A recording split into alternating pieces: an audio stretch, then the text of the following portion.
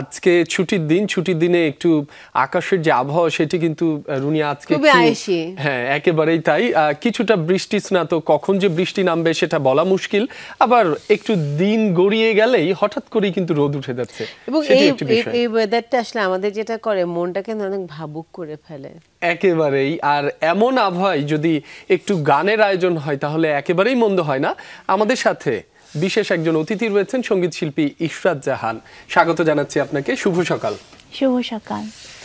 সকালের বাংলাদেশ আপনি তো জানেন, প্রথমে আমরা যেটা জানতে চাই সেটা হচ্ছে আপনার সকালটা আসলে কিভাবে শুরু হয়? আমার সকালটা উঠেই আমাকে রেডি হয়ে স্কুলে চলে যেতে হয়। এর বাইরে আর কিছুই করতে পারি না আমি।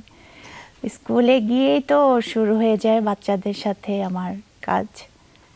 এর মাঝে সকালে যে একটি আপনাদের গানের রেওয়াজের যে ব্যাপারটা থাকে সেটিও কিন্তু দর্শক হয়তো জানতে চায় যে সেটি কিভাবে শুরু হয় বা চর্চাটা ঠিক কখন চলে। আমার ক্ষেত্রে আমি গুনগুন করি, মানে রেওয়াজ করার জন্য গুনগুন করি। এছাড়া যদি ছুটি পাই সকালে, ওই দিন আমি ঘরে রেওয়াজ করার চেষ্টা করি। আর এছাড়া আমি বিকেলে বা সন্ধ্যাতেই মূলত রেওয়াজ বা গানের চর্চা করে থাকি। আপনি তো হ্যাঁ, যেহেতু আপনি আসলে স্কুলের বাচ্চাদেরকে আসলে আপনার কাজ করাটা হয় ইশরাত, বাচ্চারা আসলে কি ধরনের গান গেতে এখন বেশি চায় বা ওদের কি কোনো আগ্রহ থাকে যে আমি মিস এই গানটা গেতে চাই, এই গানটা তুলতে চাই, নাকি মিস যা গান দিয়ে দেয় সেটাতেই ওরা খুশি? ওরা তো অনেক ছোট, ওদের ছড়া গানই মূলত করানো হচ্ছে। আর হালকা ধরনের রবীন্দ্রসঙ্গীত, নজরুল সঙ্গীত এগুলোই করিয়ে থাকি, দেশের গান। ওরা নিজেরাও বলে যে মিস এটা করতে চাই, যেমন আমাদের দেশটা স্বপ্নপুরী, এরকম গান ওরা বলে। তো ওগুলাও করানো হয়ে থাকে। এভাবেই ওদের পছন্দেও করি, আবার আমাদেরও পছন্দ থাকে। বলছিলেন রবীন্দ্রসঙ্গীত, নজরুল সঙ্গীতের কথা। আপনি তো দুটোই করেন, পাশাপাশি আধুনিক গানেও আপনার পারদর্শিতা রয়েছে। আমি পল্লীগীতেও করে থাকি। আজকে আমরা খুবই ভালো। আজকে আমরা কি শুনবো শুরুতেই? আমি আজকে, যেহেতু শ্রাবণ মাসের আজকে শেষ দিন, আগামীকাল থেকে ভাদ্র মাস শুরু হবে। শ্রাবণ মাসে একটি উল্লেখযোগ্য তারিখ 22শে শ্রাবণ, বিশ্বকবি রবীন্দ্রনাথ ঠাকুরের প্রয়াণ দিবস ছিল। আমি ওনার প্রতি শ্রদ্ধা রেখেই প্রথমে একটি ওনার প্রার্থনা সঙ্গীত করতে চাইছি। তাহলে আমরা শুনে ফেলি।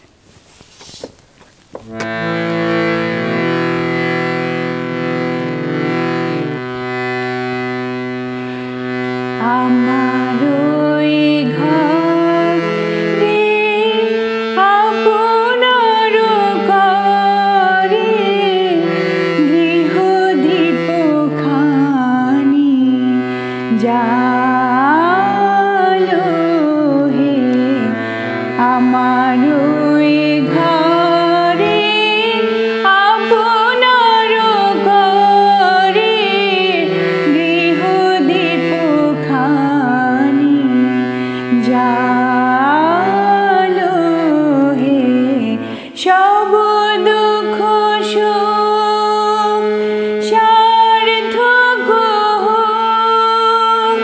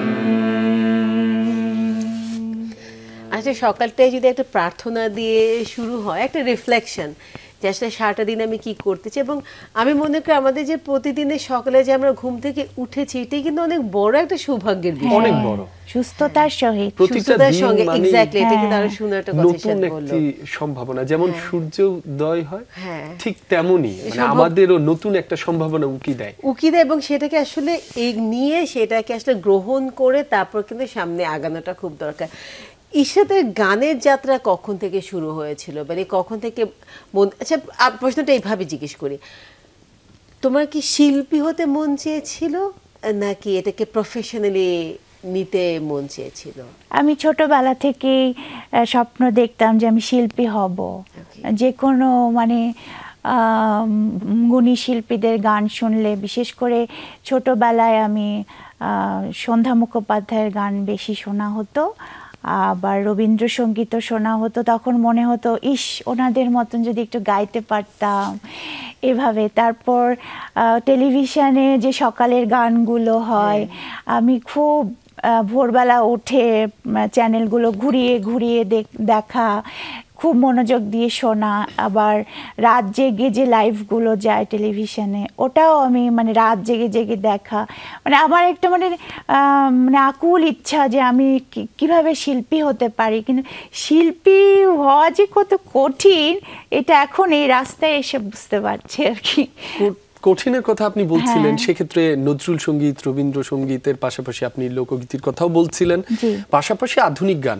এই যে কঠিন ৩-৪টার একসঙ্গে সমন্বয়, সেটি কিভাবে হলো, বা যারা চায় এটি করতে তাদের জন্য আপনি কি বলতে চান, বা আপনার যদি যাত্রাটা বলতেন আর কি, বা কোনটা আপনার সবচেয়ে বেশি টানে বা ভালো লাগে এ পর্যায়ে এসে?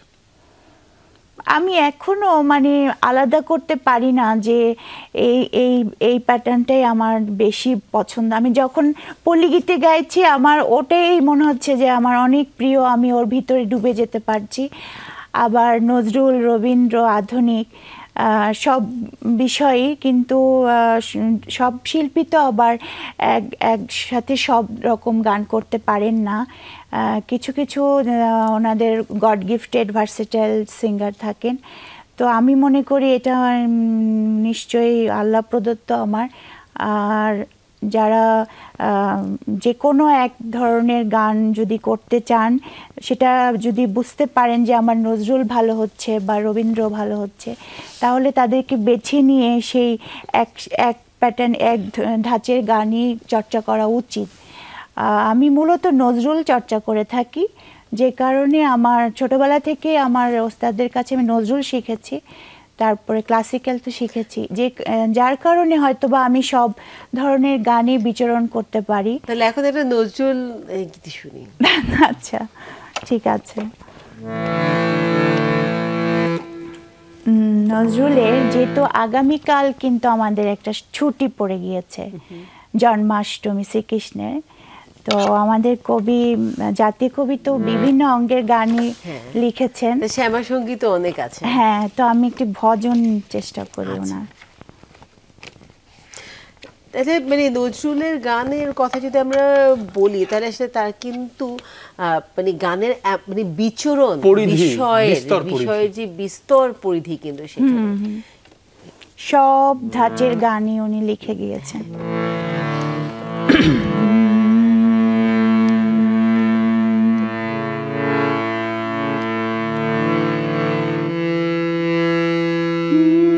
জাগো জাগো গোপাল, নিশি হলো ভোর। জাগো জাগো গোপাল, নিশি হলো ভোর। কাঁদে ভোরের তারা, হেরি তোর ঘুমু ঘোর। নিশি হলো ভোর। জাগো জাগো গোপাল, নিশি হলো ভোর। দামাল ছেলে দুই, জাগিস নিদাই। বনে জাগিনি পাখি, ঘুমে মগ্ন সেথায়। দামাল ছেলে দুই, জাগিস নিদাই। বনে জাগিনি পাখি, ঘুমে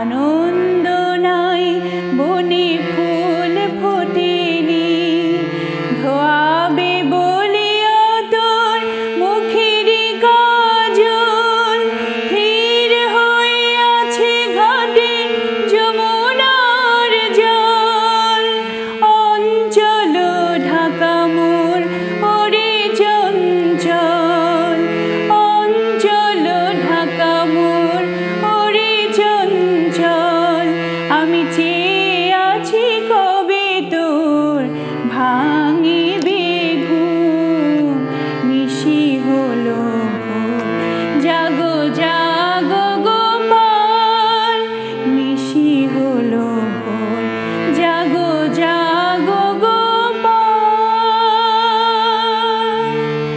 নিশি হলো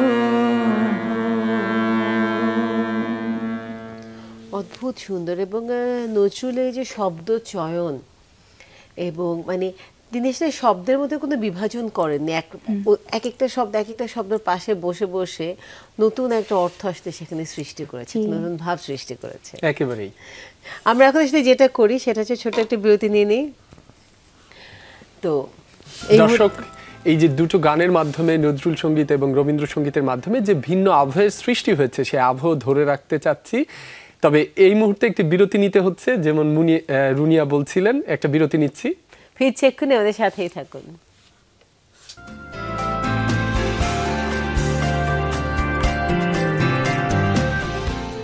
বিরতির পর সকলে বাংলাদেশ, আপনাদের সবাইকে স্বাগত। রুনি আছি, মাসুম রাব্বিও সাথে আছি, আর আমাদের সাথে একজন সঙ্গীত শিল্পী অতিথি হিসেবে রয়েছেন ইশরাত জাহান। আমরা বিরতির আগে নজরুল সঙ্গীত এবং রবীন্দ্রসঙ্গীত শুনেছি আপনার কাছে। এই মুহূর্তে আমরা কোন গানটি শুনছি? একটু আধুনিক গান শোনা যায় কিনা? হ্যাঁ, এবার আমি চেষ্টা করছি। এবার আমাদের অত্যন্ত বিখ্যাত লেজেন্ডারি সাবিনা ইয়াসমিন শিল্পী, ওনার একটি গান করবার চেষ্টা করছি। ছায়াছবি আলোর মিছিলে, কথা মোস্তাফিজুর রহমান, সুর সত্য সাহা। বাহ, খুব পরিচিত গানটি।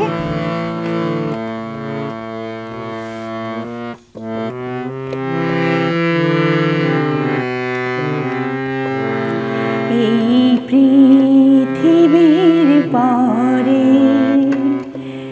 কত ফুল ফোটে আর ঝরে, সে কথা কি কোনদিন কখনো কারো মনে পড়ে? এই পৃথিবীর পরে কত ফুল ফোটে আর ঝরে, সে কথা কি কোনদিন কখনো কারো মনে পড়ে?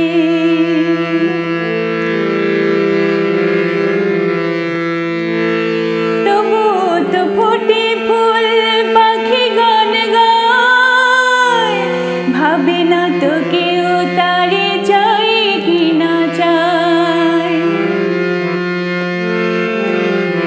তবু তো ফোটে ফুল, পাখি গান গায়, ভাবে না তো কেউ তারে চাই কি না চায়।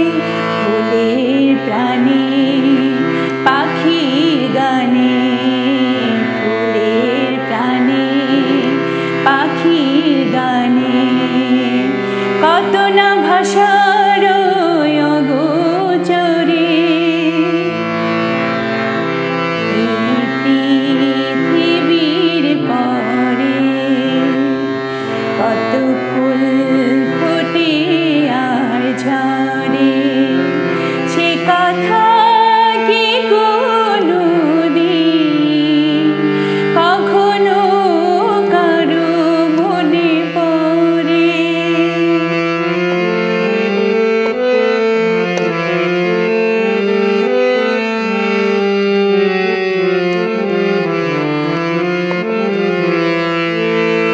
সারা নিশি জলে কত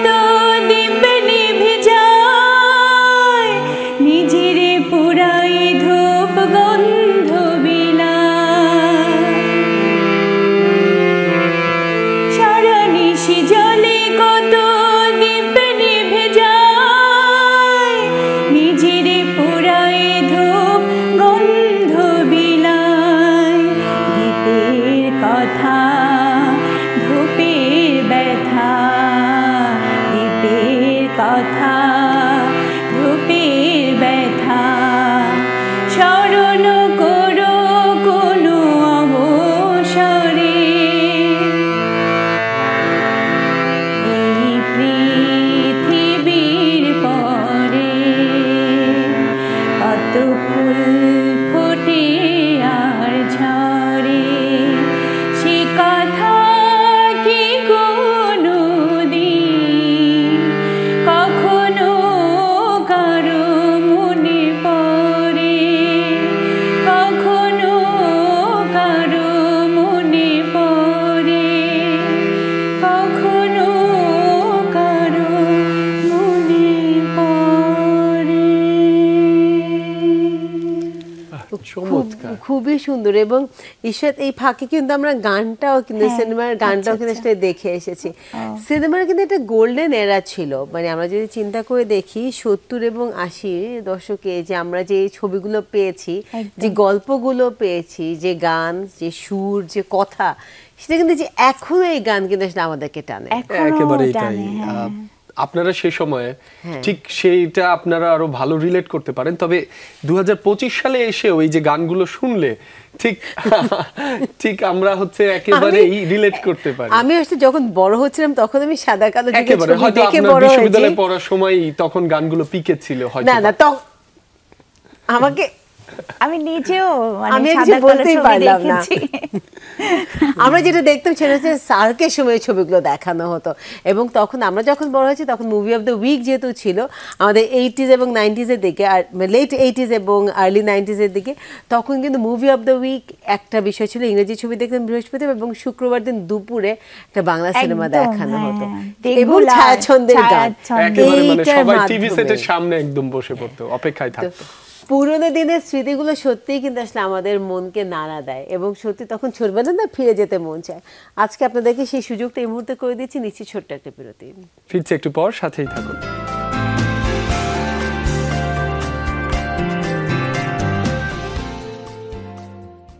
বিরতির পর আবারও স্বাগত, দেখছেন সকালের বাংলাদেশ। মাসুম রাব্বি সাথে আছি, সাথে আছে মিরুনি, এবং আমাদের সাথে আছে ইশরাত জাহান, শিল্পী ইশরাত জাহান।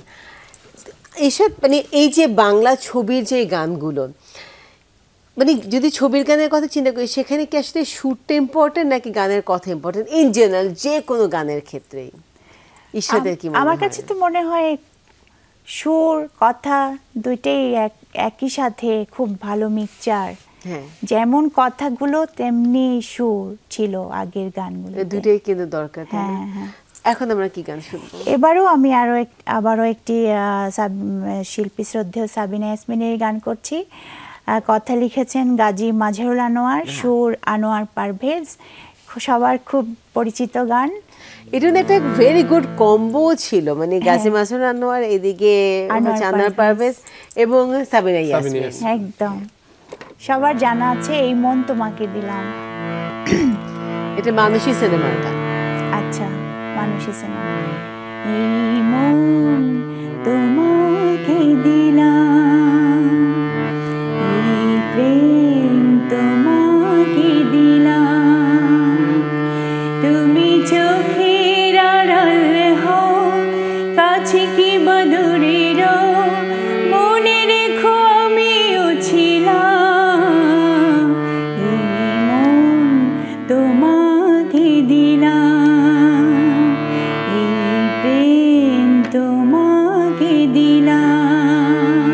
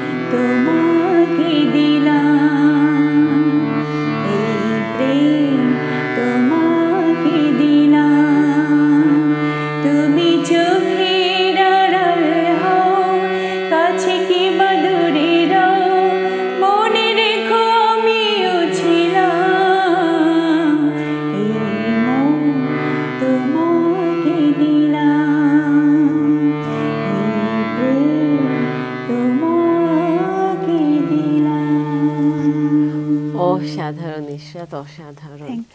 এবং তার সাথে অসাধারণ হচ্ছে কিন্তু আমাদের শিল্পী নায়িকা রোজিনা এখনো যেভাবে ধরে মানে রেখেছেন, স্টারডামটাকে এনজয় করছেন, অসাধারণ। ওই সময় লেগাসিটাই একটু ভিন্ন ধরনের ছিলেন, তারা ছিলেন নিজেদের যেভাবে মানে পরিবেশন করেছেন, নিজেদের ইমেজ যেভাবে ধরে রেখেছেন সেটি কিন্তু অনুকরণীয়।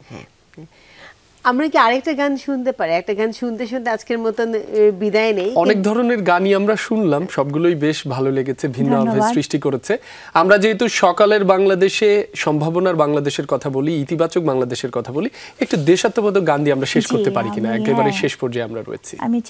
আমিও চাইছি যে দেশের গান দিয়ে শেষ করতে।